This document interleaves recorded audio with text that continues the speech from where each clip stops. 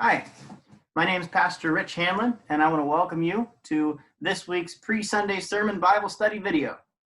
This week, I'll be preaching on Jesus' parable of the yeast, which is found in Luke chapter 13, verses 20 to 21. And I always get excited when I get to preach on one of the parables of Jesus because there are a number of ways to make meaning out of many of Jesus' parables. So let's take a look at three strategies that can be used to interpret the parables of Jesus.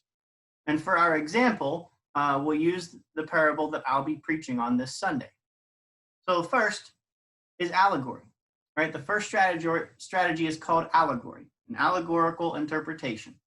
And when we're using allegory as a strategy to interpret a parable of Jesus, every element in the story has a symbolic meaning.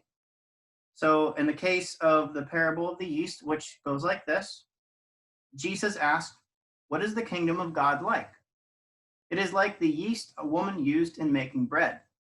Even though she put only a little yeast in 3 measures of flour, it permeated every part of the dough." So an allegorical interpretation would ask questions like, what is represented by the yeast? What is represented by the woman? What is represented by the dough? And we might assign meanings like the woman represents God because she's the one who's baking the bread. We might say that the dough is God's mission field.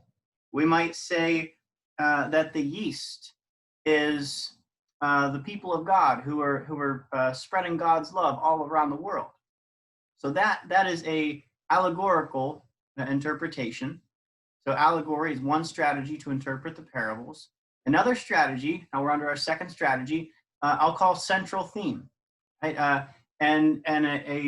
This strategy looks not at individual elements, but looks at the parable as a whole and looks for pretty simply put, a central theme.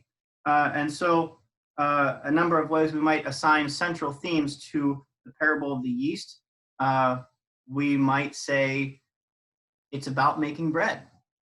We might say the central theme is the kingdom of God, like many of Jesus' other parables. So that's a couple of ways we might look for a central theme in the parable. That's the second strategy for interpretation of the parables of Jesus. And the third strategy for interpreting the parables of Jesus that I'd like to share with you in this moment, I will call nugget of wisdom.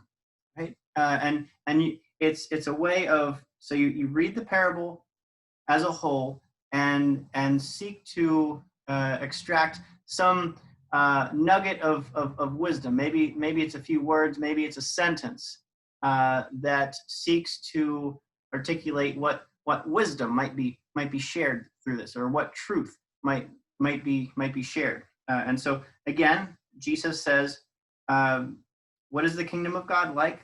It's like the yeast a woman used in making bread. Even though she put only a little yeast in 3 measures of flour, it permeated every part of the dough. Right? So so when it comes to bread making, of course you have your dough, you put the yeast in, and the yeast permeates every part of the dough, just like Jesus says, right? So if this actually connecting with our central theme of the kingdom of God, a nugget of wisdom to take away from this particular parable might be the sentence, nothing can stop the kingdom of God. So that could be a kind of nugget of wisdom way of interpreting this particular parable. So 3 strategies that I've just shared with you.